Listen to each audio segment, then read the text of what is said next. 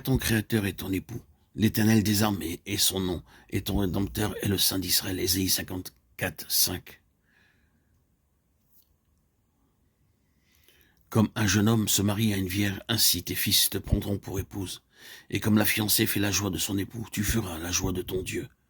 Ésaïe 62, 5. Israël, comme nous le voyons dans ces passages de Ésaïe, des Écritures, est appelée l'épouse de Dieu. Ils nous disent que Dieu était un époux pour Israël.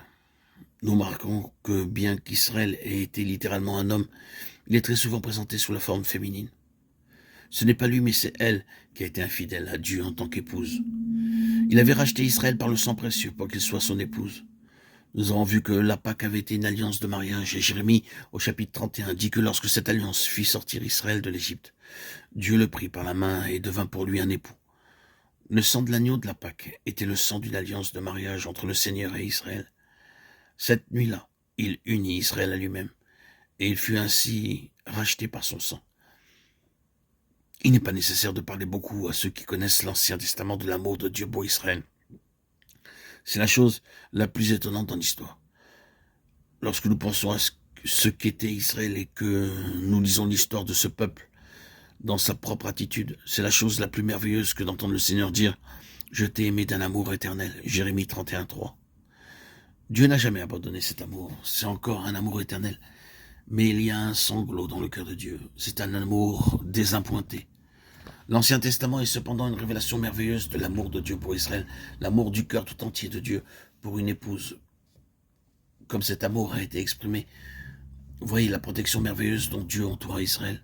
Il le protégea tout au long du chemin. Il lui donna la nourriture et le vêtement. Il nous est dit qu'il le conduisit sûrement. L'amour tendre, prévoyant, protecteur de Dieu se retrouve partout dans l'Ancien Testament. Quelle était la pensée et l'intention de Dieu en s'unissant à Israël? Il avait voulu qu'il soit à lui pour son plaisir. L'Éternel prit plaisir en Israël. Il l'avait créé pour son propre plaisir, afin qu'il soit la satisfaction de son cœur. C'est là naturellement un mystère profond. Pourquoi le Dieu Tout-Puissant désire-t-il quelque chose pour son plaisir?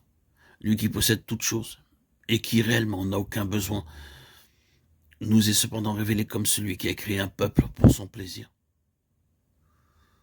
Nous le voyons, il a créé toutes choses pour son plaisir. Il a créé le monde pour son plaisir. Il a créé tout ce qui est bon dans le monde pour son plaisir. Il a créé l'homme pour son plaisir. Et tout cela s'est éloigné de lui. Mais il dit donc, je vais recommencer. Et il leva Israël. Son idée était qu'Israël lui apporte de la satisfaction alors que tout l'avait désappointé. L'épouse était pour le plaisir de l'époux.